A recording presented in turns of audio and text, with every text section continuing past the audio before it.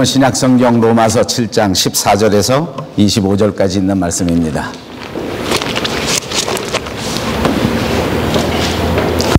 제가 가진 성경책에는 신약성경 249면에 있습니다. 신약성경 249페이지 로마서 7장 14절에서 25절 찾으셔서 우리 다 같이 한 음성으로 받도록 봉독합니다. 우리가 율법은 신령한 줄 알거니와 나는 육신에 속하여 죄 아래에 팔렸도다. 내가 행하는 것을 내가 알지 못하노니 곧 내가 원하는 것은 행하지 아니하고 도리어 미워하는 것을 행함이라. 만일 내가 원하지 아니하는 그것을 행하면 내가 이로써 율법이 선한 것을 시인하노니 이제는 그것을 행하는 자가 내가 아니요 내 속에 거하는 죄니라. 내 속 곧 내 육신에 선한 것이 거하지 아니하는 줄을 아노니 원함은 내게 있으나 선을 행하는 것은 없노라. 내가 원하는 바 선은 행하지 아니하고 도리어 원하지 아니하는 바 악을 행하는도다. 만일 내가 원하지 아니하는 그것을 하면 이를 행하는 자는 내가 아니요 내 속에 거하는 죄니라.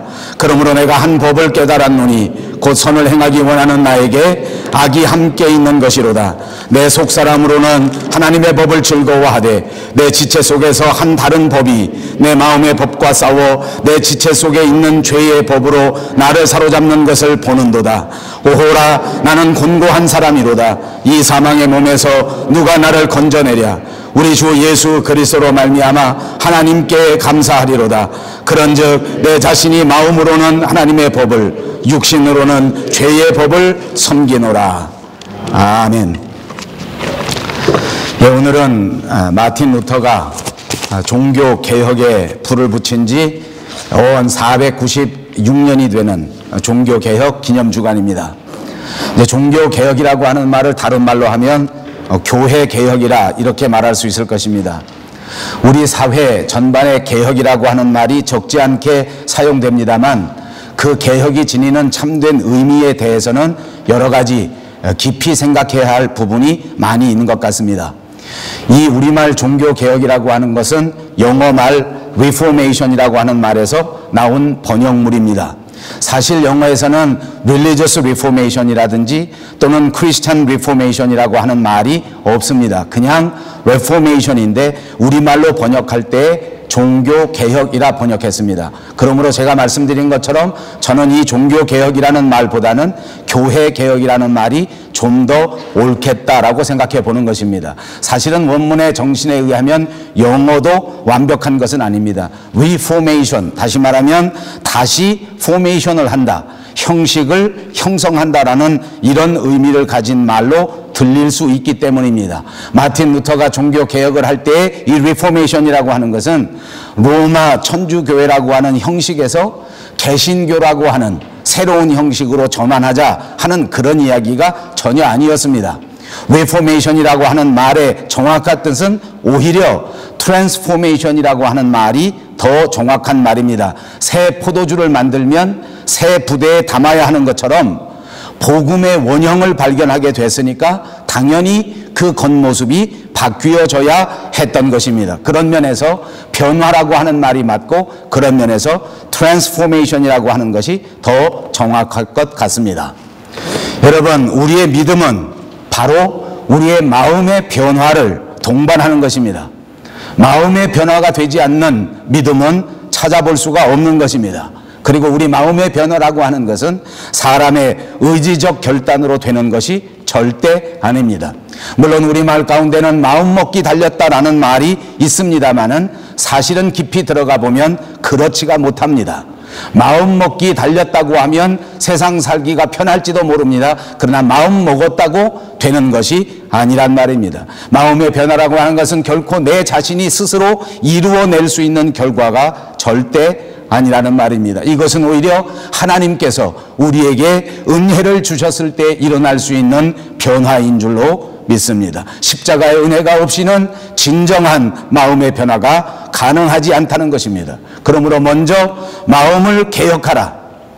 이 말은 다시 말해서 우리 마음을 우리 스스로 개혁할 수 있는 것이 아닌데도 불구하고 내 능력으로 마음의 변화를 이룰 수 없는데도 불구하고 종교개혁을 통하여 우리의 마음을 개혁해야 한다 하는 것이 종교개혁의 의미입니다. 오직 하나님만이 우리의 마음을 바꾸어 주실 수 있는데 그것이 진정한 마음의 변화인데 그럼에도 불구하고 만약 우리의 마음이 하나님의 말씀 안에서 변화되지 않는다고 하면 그것은 내 책임이라고 하는 엄청난 역설이 바로 종교개혁입니다. 오늘 496년 이 종교개혁 주간에 하나님께서는 우리의 마음이 하나님 말씀 안에서 온전히 개혁되기를 원하고 계신다는 말씀입니다. 하나님이 조건적으로 역사하지 아니하면 우리의 마음이 변화될 수 없음에도 불구하고 변화되지 못했다면 그것은 바로 저와 여러분의 책임인 것입니다. 주변에 있는 분들과 인사합니다. 우리의 마음이 말씀 안에서 온전히 변화되시기를 바랍니다.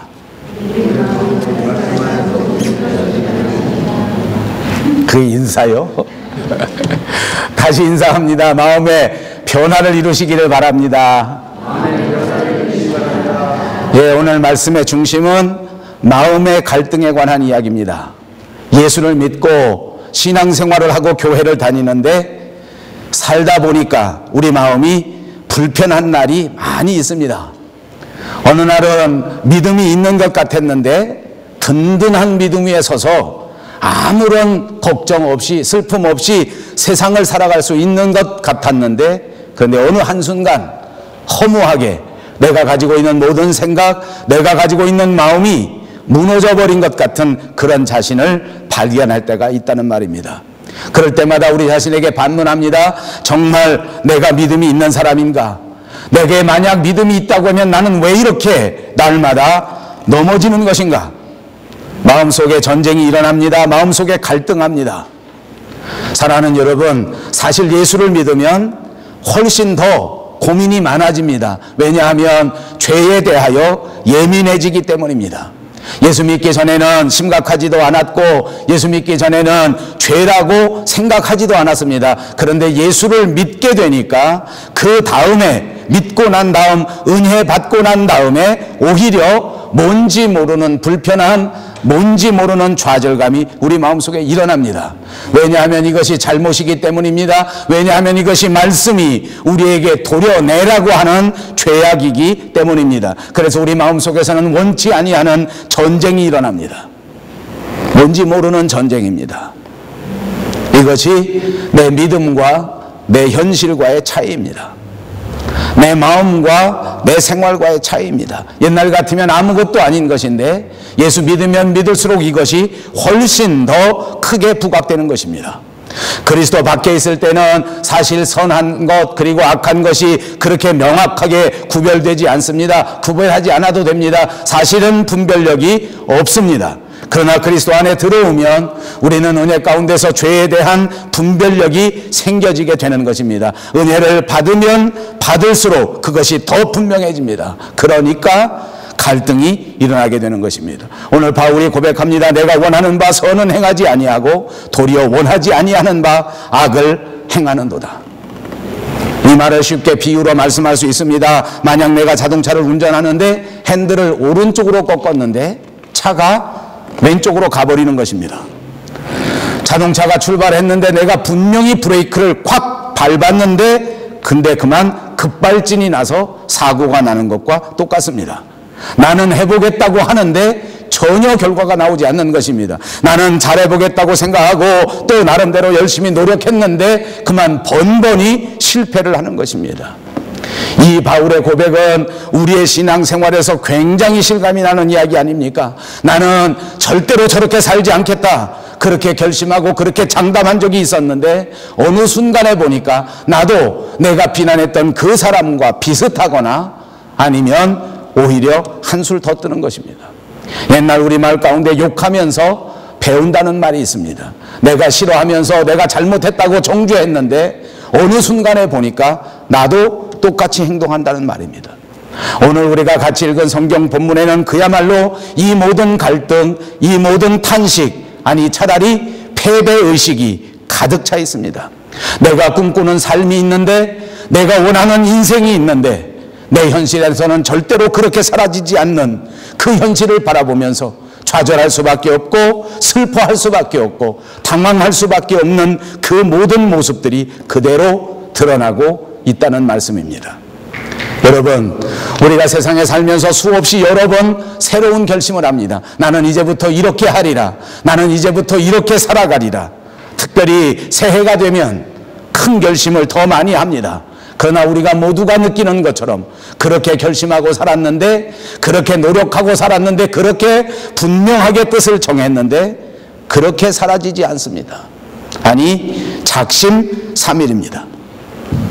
이제는 정말 내가 쓸데없이 화를 내지 말아야지, 절대로 어떤 경우가 생겨도 그렇게 분을 내지 말아야지 라고 결심합니다. 결단합니다. 특별히 가족들에게는 절대 화를 내고 소리를 치지 않겠다. 내가 이제 더 이상 내 가족들에게 큰 소리 치고 욕한다면 나는 더 이상 남자도 아니다, 나는 더 이상 여자도 아니다, 나는 더 이상 사람도 아니다 라고 그렇게 결심을 합니다. 그래, 분명히 결심하고 이제 화내지 않겠다 했는데 하필이면 그날따라 나를 살살 건드리는 그런 인간이 꼭 나타납니다. 참 살아보니까 희한하지 않습니까? 신경을 써서 더 잘해보려고 하는데, 오늘은 분명히 훨씬 더 잘해보려고 하는데 그날 이상하게 훨씬 더 심각한 시험이 오는 것입니다. 그리고 결심대로 잘 안 됩니다.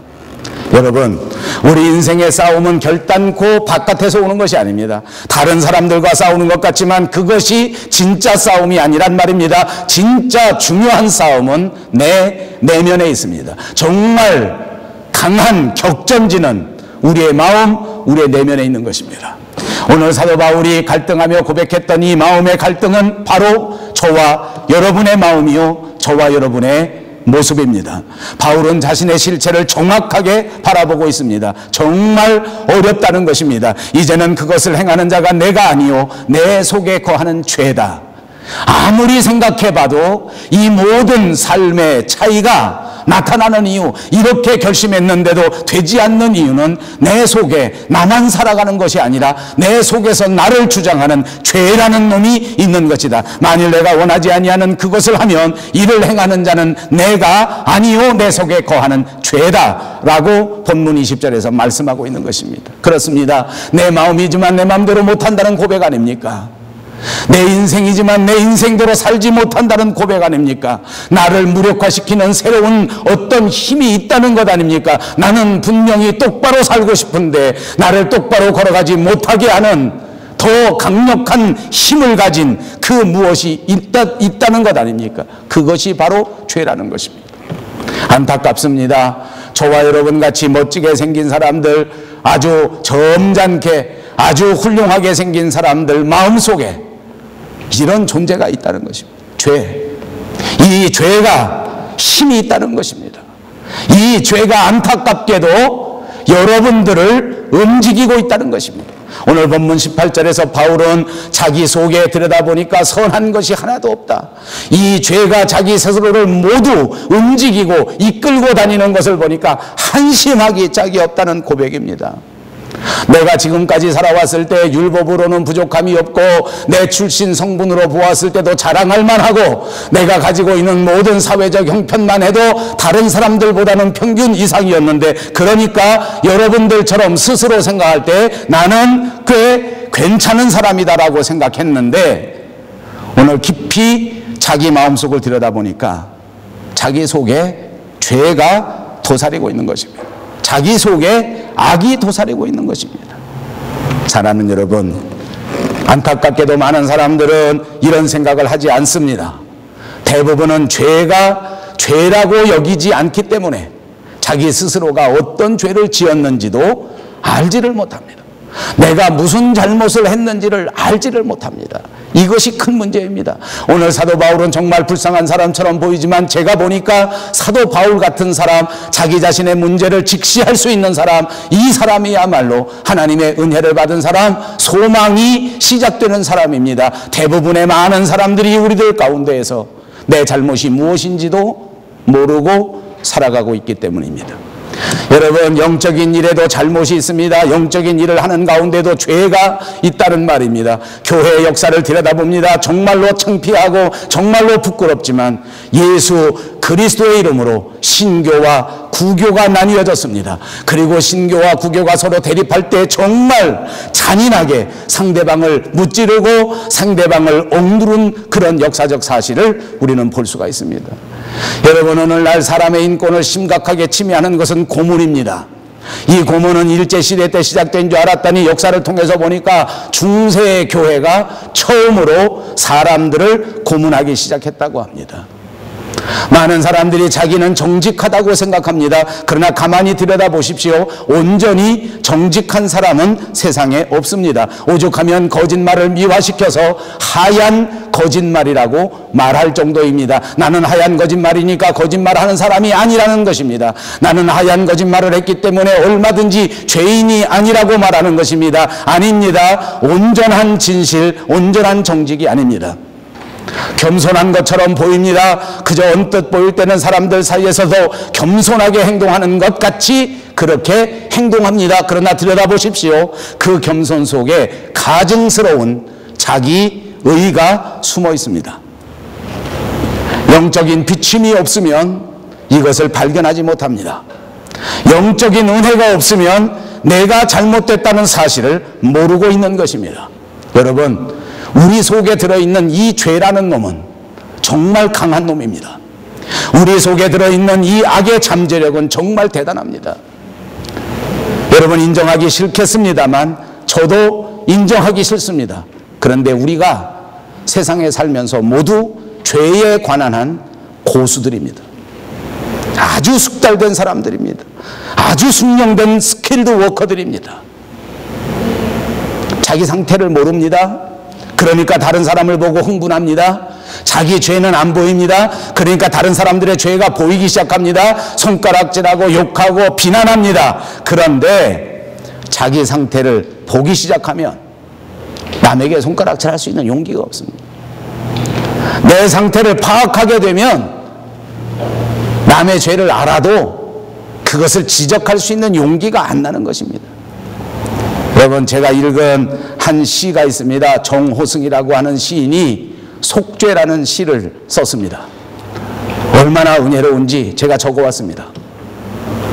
너희 중에 누구든지 죄 없는 사람이 먼저 저 여자를 돌로 쳐라.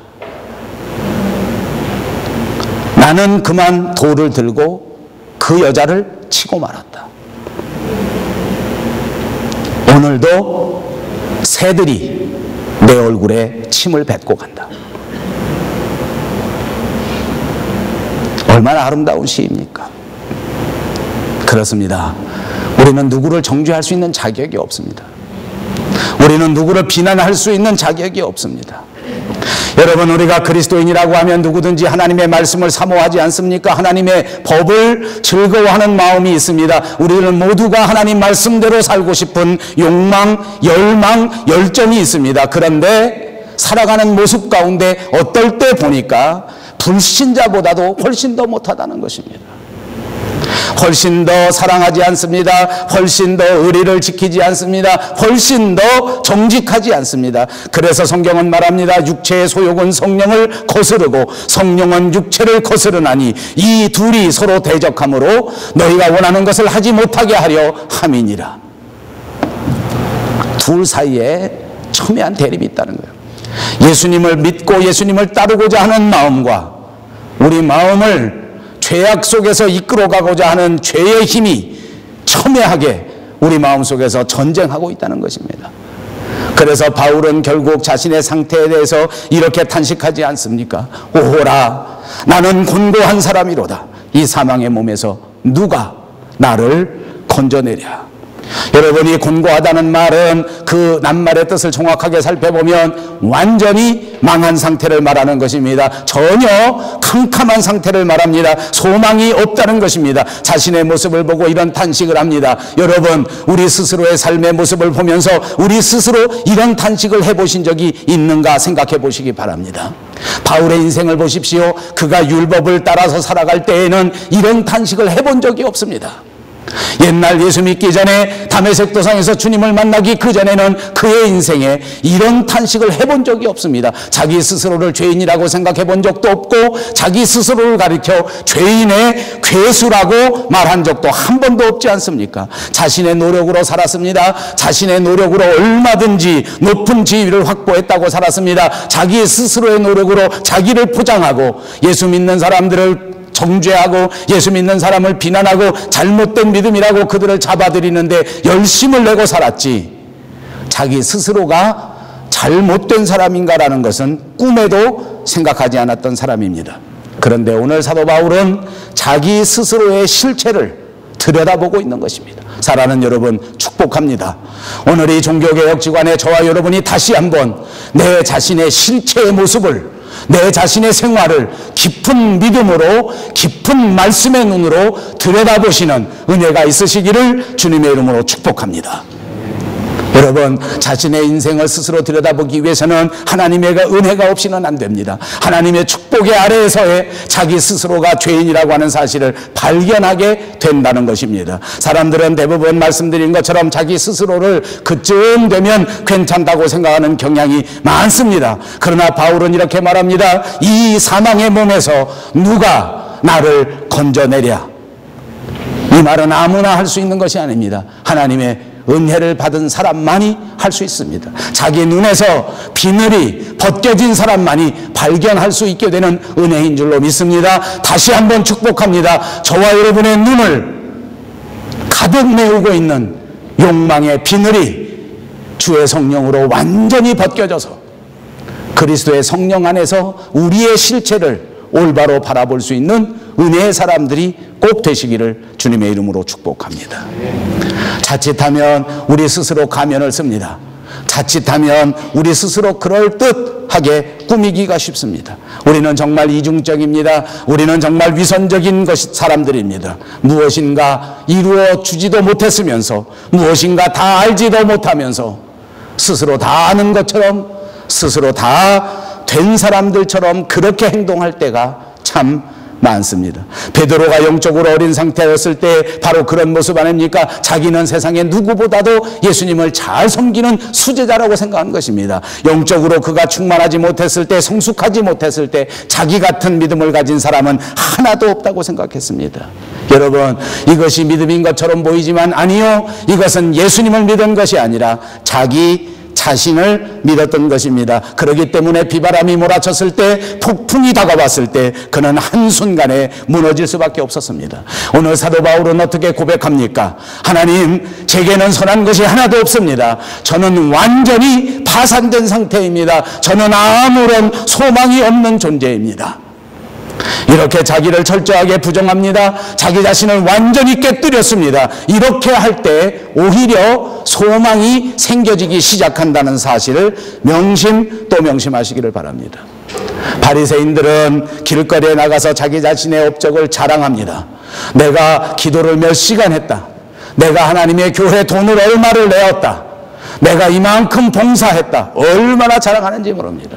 그는 늘 신앙생활을 주렁주렁 자랑하기 위해서 신앙생활합니다. 예수님은 이런 바리새인들을 정말 역겨워하셨습니다. 사랑하는 여러분, 우리는 우리의 믿음의 상태를 다시 한번 들여다보아야 합니다. 내 마음의 상태를 다시 한번 들여다보아야 합니다. 다시 들여다보시고 우리의 마음이 그리스도의 성령 안에서 완전히 개혁되는 위대한 주간이 꼭 되시기를 바랍니다. 우리는 율법으로는 아무 소망이 없는 사람들 입니다. 율법을 적용한다면 우리는 죽어마땅한 존재란 말입니다. 누가 이 사망의 몸에서 우리를 건져내랴. 이 탄식이야말로 아무런 방법이 없는, 완전히 파산해버린 사람으로서 소망을 가지고 할 수 있는 탄식인 것입니다. 우리 스스로를 바라보시고 하나님을 인정하시고 이 사망의 몸에서 우리를 건져내실 유일하신 예수 그리스도를 붙잡을 수 있는 새로운 결단이 꼭 있어야 할 줄로 믿습니다. 로마서 7장에서는 이 길을 정확하게 알려주지 않습니다. 그런데 마지막 승리를 암시하는 구절이 있습니다. 25절에 우리 주 예수 그리스도로 말미암아 하나님께 감사하리로다. 정말 밑바닥에 완전히 바닥까지 내려가진 침통한 실패 분위기였는데 바울은 갑자기 여기서 하나님께 감사하다고 말합니다. 그리고 우리 주 예수 그리스도로 말미암아, 그렇습니다. 이것이 바로 초점입니다. 예수 그리스도로 말미암아 이제는 그의 삶에서 삶의 초점을 예수 그리스도로 삼겠다는 결단인 것입니다. 예수 그리스도를 다시 삶의 중심으로 이끌어 올렸을 때 그는 드디어 소망이 생겨지기 시작하는 것입니다. 나 자신으로는 도저히 소망이 없지만, 나 자신으로는 여기를 벗어날 수 있는 힘이 하나도 없지만, 예수님을 바라볼 때 그리스도로 말미암아 소망이 생겨지게 된다는 말씀인 줄로 믿습니다. 그렇습니다. 우리의 관심을 예수 그리스도 앞에 돌려야 합니다. 우리 인생의 초점을 예수 그리스도 앞에 맞추어야 될 줄로 믿습니다. 여러분, 우리가 신앙생활 해봅니다. 정말로 신앙생활은 우리 마음대로 되는 것은 아닌 것 같습니다. 저는 평생토록 목회를 하였습니다.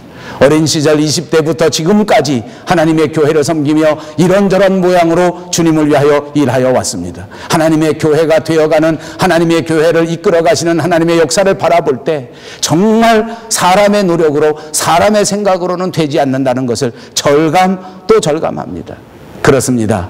잘못하지 않으려고 하는데, 이제는 20년쯤 30년쯤 목회를 했으니까 다시는 목사로서 실수하지 않으려고 하는데, 이제는 정말 숙달된 목사로서 열심히 노력해서 참다운 교회를 세워가고 싶은데, 그런다고 그렇게 되는 것이 아니더라고요. 숙달됐다고 되는 것이 아니더라고요. 오래 했다고 되는 것이 아니더라고요. 이상합니다. 노력하려고 생각하는데도 불구하고 날마다 넘어집니다. 더 열심히 해보려고 생각하는데 날마다 시험을 받습니다. 더 든든하게 최선을 다하려고 하는데 잘 되지 않습니다. 어느 날 깊은 절망감에 빠집니다. 어느 날 깊은 낭패심에 빠집니다. 그럴 때 다시 예수 그리스도에게 관심과 초점을 돌려야 할 줄로 믿습니다. 죄를 짓지 않는다고 노력하면 노력할수록 죄에 더 빨려 들어가는 경향이 얼마나 많은지 모릅니다.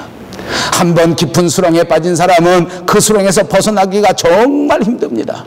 스스로는 빠져나올 수가 없는 것이 인생인 것 같습니다. 그러기에 제3의 힘이 필요합니다. 바로 성령의 능력입니다. 예수 그리스도의 힘입니다. 그러므로 나 자신을 부정하고 나 자신의 생각을 내려놓지 아니하면 그리스도께서 능력을 발휘하지 않는다는 사실을 기억하시기를 바랍니다. 나를 포기하고 나를 내려놓을 때, 그리고 우리의 시선을 예수 그리스도를 향하여 전적으로 주님을 의지할 때, 그리스도께서 이 인생의 늪에서, 이 절망의 좌절에서 우리를 번쩍 들어 올려 주실 줄로 믿습니다. 죄의 능력을 이기는 것은 예수 그리스도 한 분밖에 없기 때문입니다. 이 모든 죄악을 이겨낼 수 있는 능력은 성령의 능력밖에 없습니다. 옛날 교회사에 보니까 어거스틴이라고 하는 사람이 제자들과 함께 둘러앉아 믿음의 훈련을 합니다. 한 번은 이 예수 믿는 제자들과 더불어 함께 깊은 훈련을 해야 되겠다 하고 생각하면서 금식 훈련을 하기 시작했습니다. 하루, 이틀, 3일 서로 금식합니다. 금식하면서 하나님 앞에 기도하는, 자신을 쳐서 하나님 앞에 복종시키는 의미에서 금식을 하는 것 아니겠습니까? 하나님 앞에 나 자신을 쳐서 죽인다, 하나님 앞에 온전히 다 드리겠다, 이런 생각을 가지고 금식한 것입니다. 3일이 지났습니다. 제자들 가운데는 잘 견디는 사람이 있고 또 제자들 가운데는 아주 힘들어하는 사람이 있습니다. 둘러보니까 그래도 다행스럽게 그날 참여한 모든 사람들이 3일 금식에는 다 잘 참여하는데, 가만히 어거스틴이 들여다보니까 이게 한계점에 이제 도달한 사람이 한두 명 있는 것 같습니다. 이왕이면 훈련을 시작했으니까 아주 강하게 훈련해야 되겠다라고 생각을 하고는 그냥 금식하는 게 아니라 아주 맛있는 산의 진미 같은 음식을 만들어 가지고, 그리고 식탁 위에다 올려놓고 그리고 금식을 하는 것입니다. 그러니까 뭐 맛있는 냄새가 막,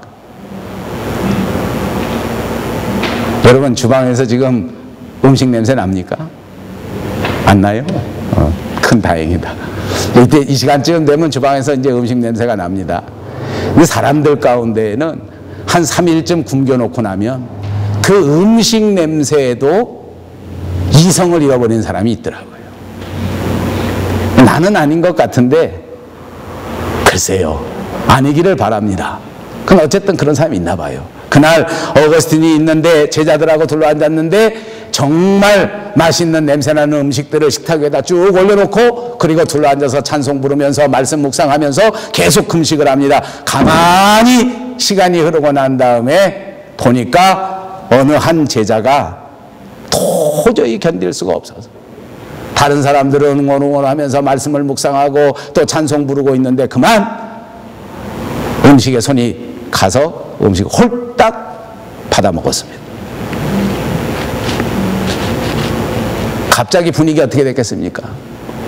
분위기 싸해졌습니다.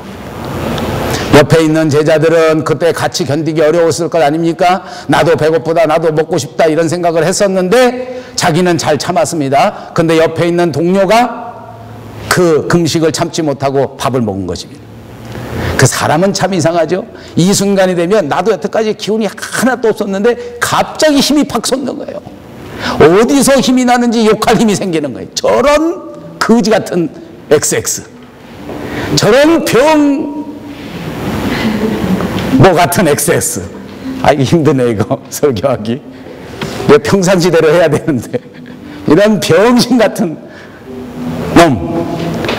아, 욕을 하다 보니까 그전에는 굶어가지고 비실비실하더니 그냥 사람들이 막 눈에 핏대가 오르면서 이런 바보 같은 놈, 이런 병신 같은 놈, 그걸 못 참고 먹다니.